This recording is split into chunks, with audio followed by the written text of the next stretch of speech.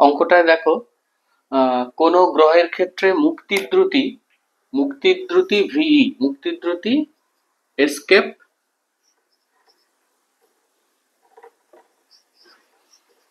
Escape velocity ভিই দেওয়া আছে। Escape ভেলোসিটির মান হচ্ছে √2gr।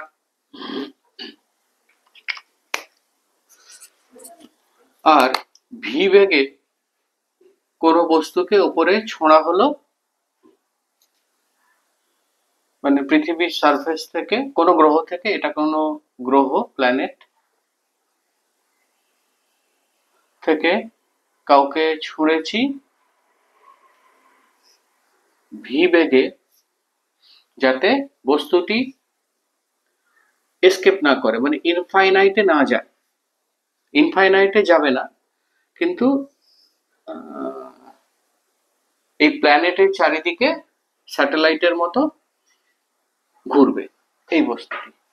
আচ্ছা, এই ঘোরার জন্য যে বেগ আমরা নিই তাকে আমরা বলি v0। v0 বা v0 হচ্ছে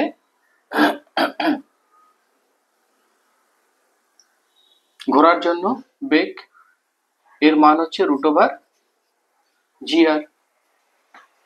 অরবিটাল ভেলোসিটি, কক্ষীয় বেগ।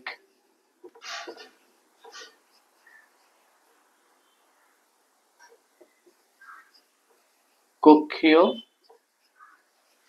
বেগ, অরবিটাল ভেলোসিটি।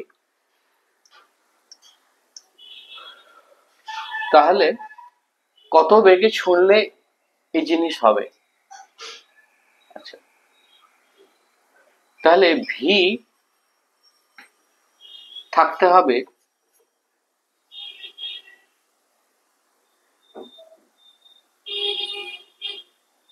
ভির থেকে কম। যদি এইভাবে লিখি, ভি হতে হবে ভিইর থেকে কম, কিন্তু v0 থেকে ওর অরবিটাল ভেলোসিটি যে তার থেকে বেশি হতে হবে। কেন কি v0 থেকে কম হলে ও এসকেপ করে যাবে, গ্র্যাভিটেশন, ওই প্ল্যানেটের গ্র্যাভিটি ছাড়িয়ে বাইরে চলে যাবে, আকর্ষণ ছাড়িয়ে। আর তার থেকে কম হলে ও কিন্তু ওই প্ল্যানেটের চারিদিকে ঘুরবে। তাহলে v0 আমরা পেয়েছি, এখানে আবার রিলেশনে দেখো, আমরা পেয়েছি V E is equals to √2gr, আর ভিও অরবিটাল ভেলোসিটি √gr। তাহলে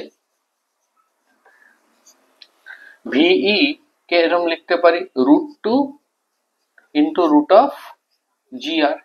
√gr মানে হচ্ছে v0।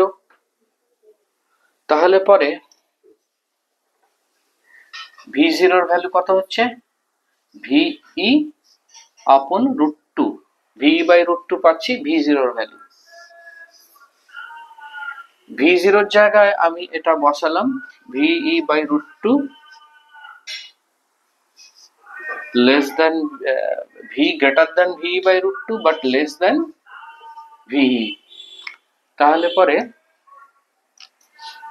এই অপশনটা কারেক্ট হচ্ছে।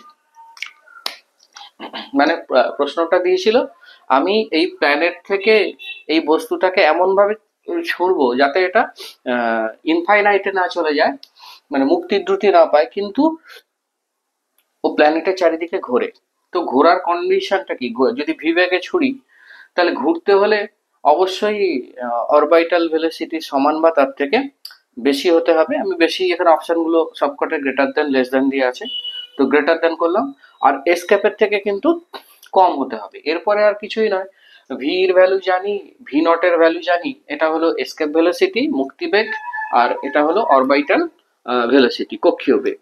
তারপরে ওই মান, এর মান ওখানে এরভাবে বসিয়ে v0 ইকুয়ালস টু ভিই বাই √2 পেলাম।